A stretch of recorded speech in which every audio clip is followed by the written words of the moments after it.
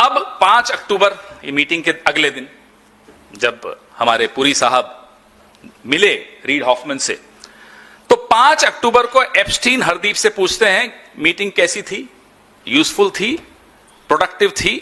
हरदीप कहते हैं साहब मेरे को पर्सनली मिलकर आपको ब्रीफ करना चाहता हूं, बताइए। फिर मिलने का बहाना कुछ तो है, फिर मिलना चाहते हैं और कहते हैं आपके इंटरव्यू में कि मैं अनईजी हुआ। एक इंटरव्यू में बोला, दूसरे में बोला in hindsight it was a mistake. भाई ये बार बार खींचे क्यों चले जा रहे हैं आप एप्स्टीन के पास, ये है क्या? फिर आगे बढ़िए साहब। तो ये 3 साल 14 से 17 की मीटिंग्स मैंने आपको बताई और इंटरव्यू में कहा 8 साल। 8 साल नहीं है, 3 साल है, क्योंकि 14 में तो पहली बार मिले थे और 17 में न्यूयॉर्क छोड़ दिया था। 14 से 17 के बीच में 10 महीने न्यूयॉर्क में नहीं थे, वो भी कम कर लीजिए। तो लगभग 2 साल में आप कितनी बार मिले ये आपके सामने मैंने रख दिया। और 62 ईमेल्स जो हमारे पास अभी हैं, 30 एप्स्टीन की इनको, 32 इनकी एप्स्टीन को, 14 मीटिंग्स हैं, वो मैंने आपको उसकी भी सूची दे रहा हूं। अब यह आंकड़ा क्या क्या बताता है आपको? हमारे लिए तो देखो साहब कोई फर्क नहीं पड़ता आप 1 बार मिले या 100 बार मिले। हीरे की चोरी हो या खीरे की चोरी हो, चोरी तो चोरी कहलाती है। आप चोर तो कहलाओगे, या आपने हीरा चुराया या आपने खीरा चुराया, चोर हो, मिले हो। रीड हॉफमैन का बहाना मारते हो कि साहब उसकी वजह से मिला, तो रीड हॉफमैन का तो जिक्र भी बंद हो गया उसके बाद की मेल्स में। फिर क्यों मेल्स कर रहे थे, क्यों मिल रहे थे, क्या चर्चा हो रही थी, यह तो आपको बताना पड़ेगा। जो भी हो साहब, लबो लबाब यह है, mister Hardeep Puri, our honourable petroleum minister, is a pathological liar. ये एक झूठा व्यक्ति है, ये सरेआम झूठ बोल रहे हैं और हम दावे के साथ कह रहे हैं कि ये झूठ बोल रहे हैं। और इंटरव्यू में बोला I was making an assessment as a private citizen. ये इंटरव्यू में बोला, मैं बार बार जो प्राइवेट सिटीजन बोल रहा हूं ये उन्हीं के शब्द हैं।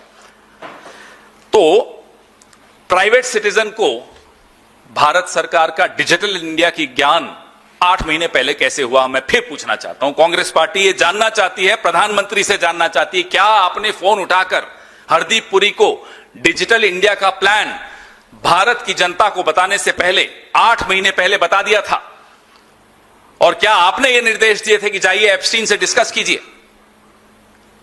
नाम भी स्कीम का वही जो 8 महीने पहले private citizen Hardeep Puri Epstein से चर्चा कर रहे हैं। जब आप सरकार का हिस्सा नहीं थे तो आप सरकार का प्रतिनिधित्व कैसे कर रहे थे? प्रधानमंत्री जी, आपको जवाब देना चाहिए किस तरह की विदेश नीति आप चला रहे हैं 2014 से, कि अपने ही अफसरों को, अपने ही अमले को, अपने ही विभाग को, अपनी ही सरकार के एक महत्वपूर्ण विभाग को नजरअंदाज करते हुए आप हरदीप पुरी और एप्स्टीन का इस्तेमाल क्यों कर रहे थे? यह आज पूरा देश जानना चाहता है। आज सुबह मेरी एक आईएएस ऑफिसर से बात हो रही थी, तो मैंने कहा आईएएस हो जाता मैं तो फायदा ही होता, चलता रहता, नौकरी अच्छी थी। बोले साहब बिल्कुल नहीं, अब तो हम आईईएस हो गए। मैंने कहा ये आईईएस क्या होता है? बोले इंडियन इवेंट सर्विस। हम सुबह से शाम तक ये इवेंट कर रहे होते हैं, एआई समिट, ये समिट, वो समिट। मैंने बोल दिया मेरे फोन की पूरी वो जांच करेंगे किससे बात हुई। खैर जो भी हो, तो आप आईएएस आईएफएस ऑफिसर्स की आपने ये हालत कर दी है कि जो हमारे राजदूत हैं उनको आप बाईपास करके हरदीप पुरी और एप्स्टीन को इस्तेमाल करते हैं। आईएएस की ये हालत कर दी कि इंडियन इवेंट सर्विस कर दी, क्योंकि खुद आप इवेंट मैनेजर हैं तो आपने सबको इवेंट मैनेजर बना दिया।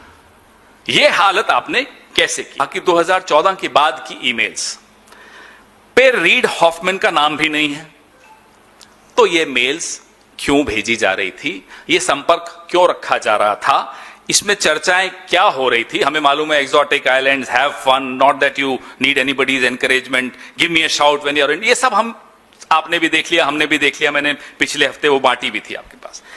क्या एक बलात्कारी के साथ रिश्ता रखना अपराध है या नहीं? हरदीप पुरी जी, अब आप मुझे बताइए। जानते हुए कि वो बलात्कारी है, आप कहते हैं, उसको भी छोटा कर देते हैं, उसके क्राइम को। बोलते हैं साहब नहीं 2008 में तो Epstein was in house arrest. एक और झूठ। ये पूरी प्रेस वार्ता हमारे हरदीप पुरी जी के झूठ का पुलिंदा आपके सामने रखने के लिए है। कहते हैं 2008 में Epstein was in house arrest. मैं आपको सेंटेंस के डिटेल्स बताता हूं। एप्स्टीन ने जब अपना गुनाह कबूल किया तो 18 महीने जेल में रहे। 2008 में 18 महीने जेल में रहे। उसके बाद हाउस अरेस्ट में 1 साल रहे।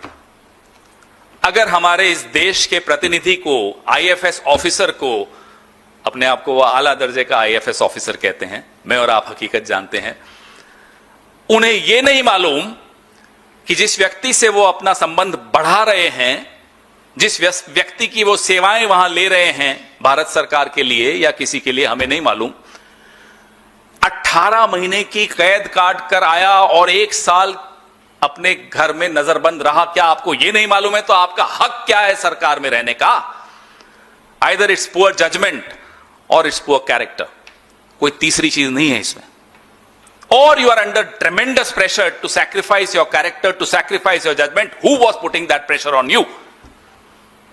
दबाव किसका था कि आप सब कुछ भूल गए?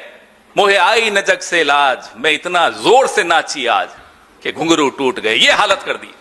ये हमारे नेता बने हुए हैं, ये हमारे मंत्री हैं साहब। कुछ तो शर्म करो। अब वो जो बोलते हैं उनके खिलाफ जाता है। प्राइवेट सिटीजन है तो भाई क्यों जा रहे थे, क्यों कर रहे थे? सरकार की तरफ से कर रहे थे, भाई आप सरकार का हिस्सा नहीं थे, क्यों कर रहे थे? हम सरकार से पूछेंगे इनसे क्यों करवा रहे थे। कहले थिंक टैंक से कर रहे थे। थिंक टैंक जवाब दे। थिंक टैंक पर इंक्वायरी हुई है, थिंक टैंक से इस्तीफे हुए हैं। उस इंक्वायरी में हरदीप पुरी का कोई रोल नहीं दिखाया, तो थिंक टैंक के बिहाफ पे नहीं कर रहे थे। तीसरा झूठ, हर जगह जब वो मुंह खोलते हैं झूठ बोलते हैं।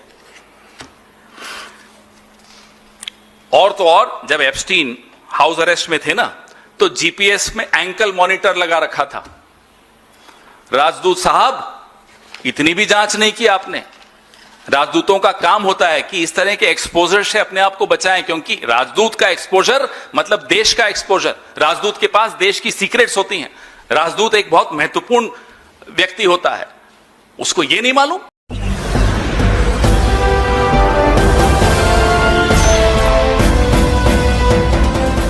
आप देख रहे हैं लाइव न्यूज 99, राष्ट्र सबसे पहले।